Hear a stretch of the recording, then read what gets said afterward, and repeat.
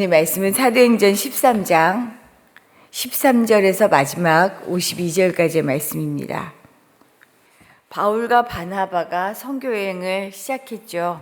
밤빌리아 버가에 도착했을 때, 그런데 이때 수행원으로 이들을 돕던 마가라는 요한이 있었는데 그는 예루살렘으로 돌아가고 바울과 바나바 두 사람은 계속해서 선교 여행을 진행합니다.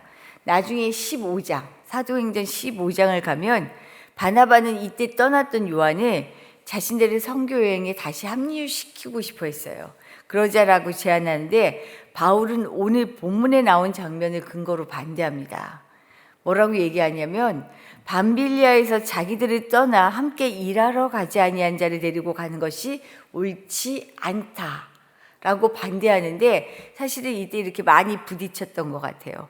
결국은 바울과 바나바가 이 일 때문에 요한을 합류시키느냐 마느냐 이것 때문에 선교 여행에서 서로 갈라섭니다.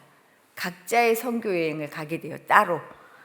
이들의 선교는 사실 바보에서 버가까지, 이전에 바보에서 지금 버가까지 180km 정도가 됐다고 얘기하고요. 또 버가에서 오늘 본문을 보면 비시디아 안디옥까지 가게 되는데 이때까지의 길이 160km 정도 됐다 그래요.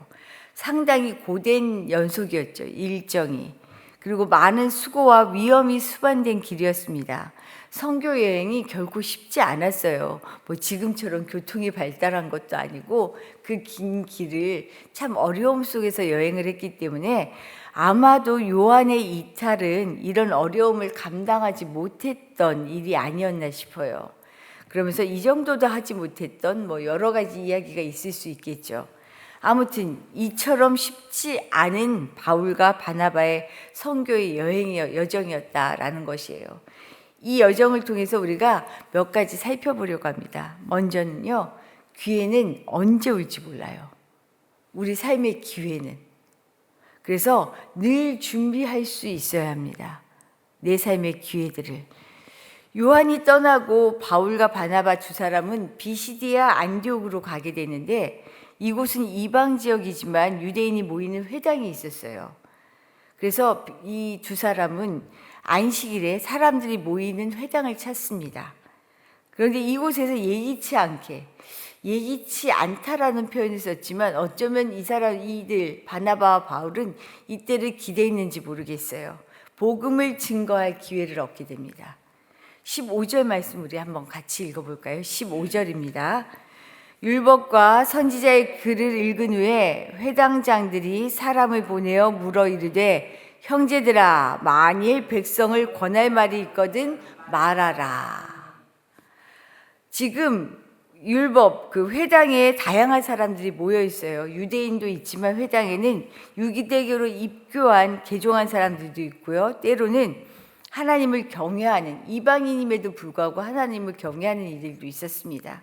이렇게 다양한 사람들이 모인 가운데 회당 예식을 따라 말씀을 읽은 후에 회당장이 바울과 바나바에게 말할 기회를 지금 주는 거예요.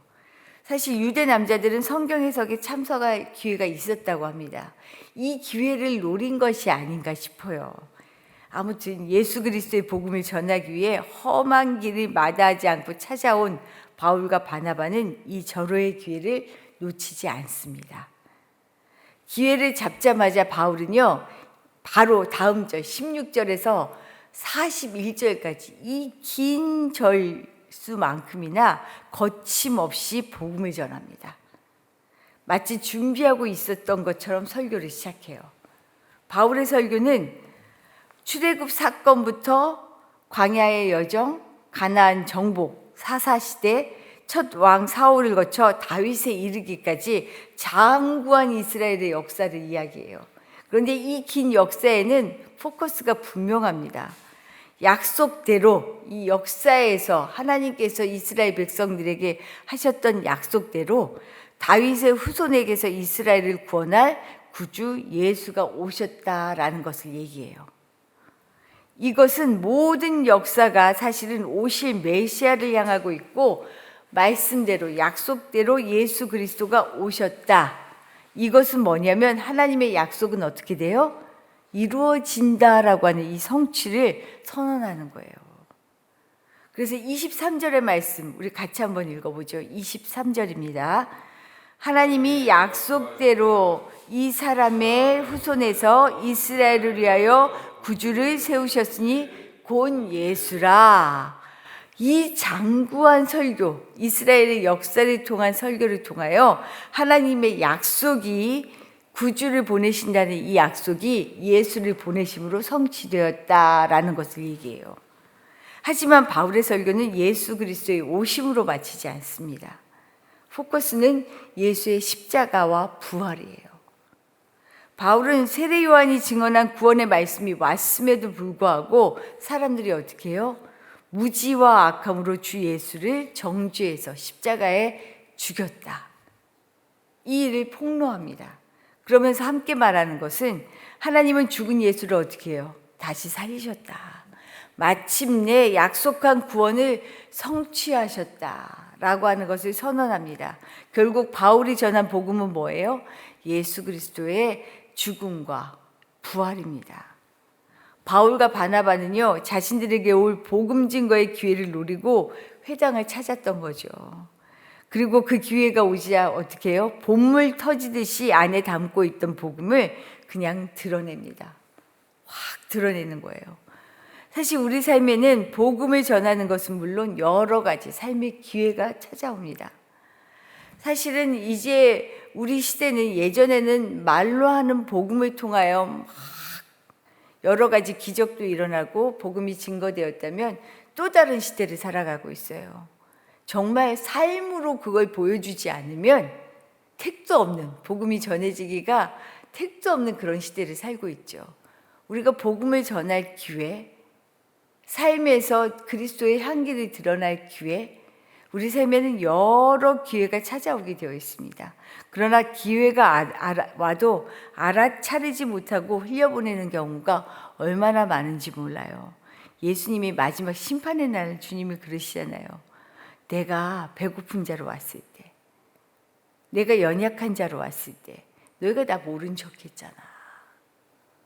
이렇게 우리에게 수많은 기회가 찾아오지만 우리는 그 기회를 기회로 삼지 못할 때가 참 많다라는 거죠. 기회는 노리며 기다리지 않으면 잡을 수가 없습니다. 기회를 노린다는 것은요, 기회를 위해 준비한다는 거예요. 우리 인생이 무엇을 해도 할 만한 준비가 되어진 그런 사람으로 지금 살고 있는지 돌아보아야 합니다. 스쳐 지나가는 사람이 예수님처럼 여기며 내게 주어진 시간과 만남, 이 모든 것을 소중히 여기며 살아가는 사람, 이런 사람이 기회를 준비하는 사람이겠죠. 오늘도 우리가 하루하루의 삶을, 시간을 만나는 사람들을 허투루 여기지 않고요, 주님처럼 소중히 여기며 내 삶을 통해 정말 예수를 모르는 사람도 이 사람 참 뭐가 달라도 달라 라는 삶을 살 수 있다면 우리 인생이 복이겠죠. 이런 복된 삶 살아갈 수 있기를 축복합니다. 두 번째로는요, 아무리 좋은 것도 모두가 다 받아들이는 것은 아닙니다. 이건 참 중요한 사실인 것 같아요. 이럴 때 우리가 어떻게 살아야 하나? 기회를 노리고 찾았던 바울과 바나바는 제대로 기회를 잡았습니다.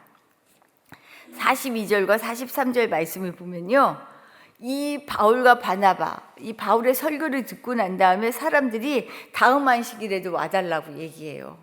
그러면서 이 사람들이 그냥 허투루 한 말이 아니에요.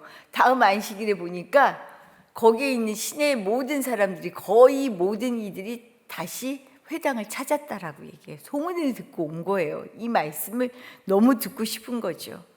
그러면서 하나님의 은혜 가운데 있기를 권하게 됩니다. 그래서 바울과 바나바가 한 번 말할 기회를 통하여 이들은 회당에 있는 사람들의 마음을 사로잡은 거죠. 그러니 다음 안식일에도 말씀 전할 기회를 또 주고 따를 뿐만 아니라 이 많은 사람들이 모이게 되는 거예요. 그런데 이때 대부분의 사람들이 놀라운 하나님의 말씀에 사로잡히지만 반면 이들을 시기하는 이들이 함께 존재합니다. 45절 말씀을 보면요, 이렇게 나와요. 유대인들이 그 무리를 보고 시기가 가득하여 바울이 말한 것을 반박하고 비방하거늘. 근데 참 무서운 건 뭐냐면요. 대부분의 사람들은 따르고 좋아하지만 소수인 비방하는 사람들이요. 대부분의 사람들보다 더 큰 힘을 발휘할 때가 있어요.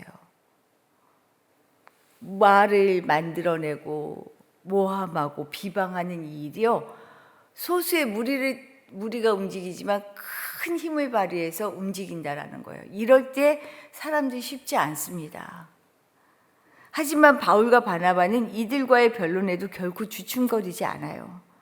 오히려 그리스도의 죽음과 부활 그리고 그를 믿음으로 의에 이르는 복음의 증거를 받아들이지 않는 이들에게 아주 당당하게 경고하며 자신들의 정체성을 분명히 밝힙니다. 어제도 말씀드렸지만 이들이 뭐라고 자신들의 정체성을 밝혀요? 47절 말씀을 보면 나와요. 47절 같이 읽어볼까요? 주께서 이같이 우리에게 명하시되 내가 너를 이방의 빛으로 삼아 너로 땅끝까지 구원하게 하리라 하셨느니라. 이들은 자신들의 사명이 이방의 복음을 증거하는 선교사로 부름받았다라는 거예요. 이게 분명하니까 두려울 것이 없어요. 반대에도 거침이 없는 거죠. 유대인들을 향한 당당한 선포, 이방인들을 향한 분명한 사명, 믿음으로 구원에 이르는 복음에 대한 명확한 관점, 이것이야말로 사실은 잘 준비된 사람의 모습이잖아요.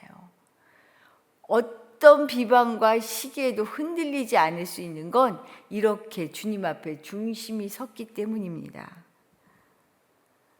이들의 시기한 유대인들의 선동으로 결국 어떻게 돼요? 사실 현실은 바울과 바나바는 쫓겨나요. 사람들의 선동에서 쫓아내버려요. 박해를 견디지 못하고 쫓겨날 수밖에 없습니다. 상황만 보면 어때요? 바울과 바나바는 실패했어요. 쫓겨났어요. 그런데 제가 오늘 드리고 싶은 말씀은 실패가 아니라는 거예요. 51절과 52절 말씀 제가 한번 읽어볼게요. 두 사람이 그들을 향하여 발에 티끌을 떨어버리고 이고니온으로 가거늘 제자들은 기쁨과 성령이 충만하니라. 반대하는 이들을 향해서요 정말 티끌을 떨어버리고 됐어 그래 너희들은 그냥 반대 여기까지 하지만 나는 내 길 가 라는 담대함이 있어요. 그리고 제자들은 어때요?